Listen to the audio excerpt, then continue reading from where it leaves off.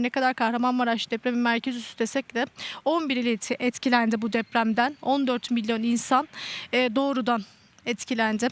Tek diyebileceğimiz Allah benzer acıları bizlere yaşatmasın diyelim ve bir habere yine döneceğiz. Suriyeli Deas ailesi 11 yıl önce Esad zulmünden kaçıp Türkiye'ye sığındı.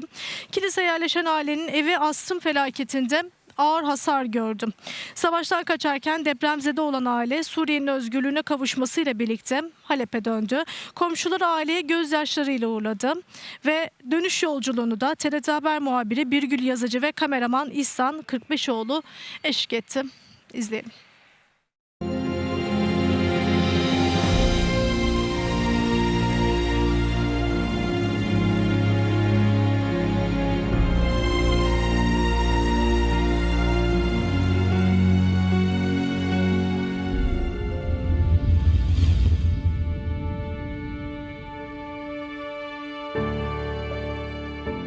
Mahallesine bombalar yağdı, akrabalarını ve komşularını kaybetti.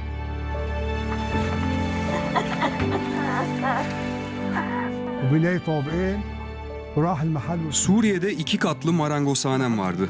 Savaşta marangozhanemin bulunduğu apartman yıkıldı. Kız kardeşim, eniştem ve yeğenlerimin üstüne bina yıkıldı. Hepsi orada vefat ettiler. Bir gün komşum, bir gün akrabam ölüyordu. 63 yaşındaki Abdurrahman Dağıs'ın Halep'te yaşadığı ev bombardımanda yerle bir oldu.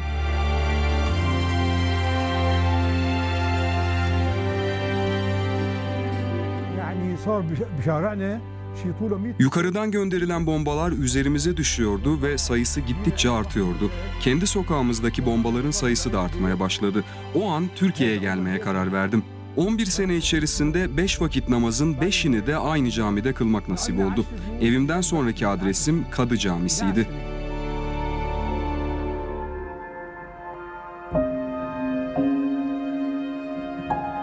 Abdurrahman Dağas ve ailesi bundan tam 11 yıl önce Esed zulmünden kaçarak Türkiye'ye sığındı. Kilis'te yaşayan aile bu kez de asrın felaketini yaşadı.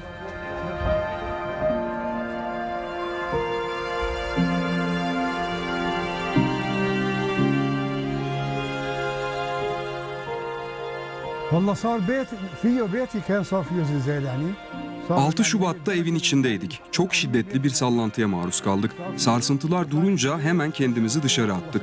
Hayatta kaldığımıza şükrettik. Evden çıktıktan sonra komşularımızla görüştük. Oturduğumuz ev ağır hasar aldı.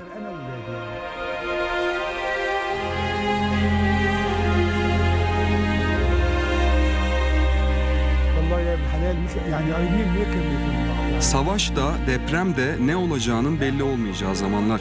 Ne yazık ki ikisi de ağır hasarlar bırakıyor. Karşılaştırmam gerekiyorsa eğer ben ikisinde de çok korktum. Esad rejiminin devrilmesinin ardından Dağıs ailesi de Suriye'ye dönüş hazırlığına başladı.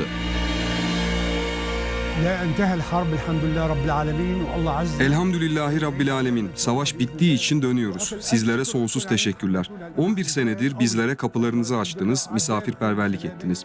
Allah Türk halkından razı olsun. Komşuları onları gözyaşları içinde uğurladı. İyi komşu. Böyle iyi komşu yok.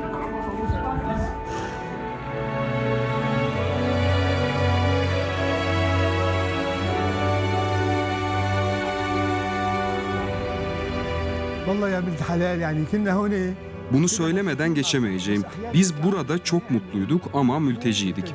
Halep'teki evim yıkık durumda. Önce çadır kuracağım, sonrasında evi onaracağım ve artık kendi evime geçeceğim.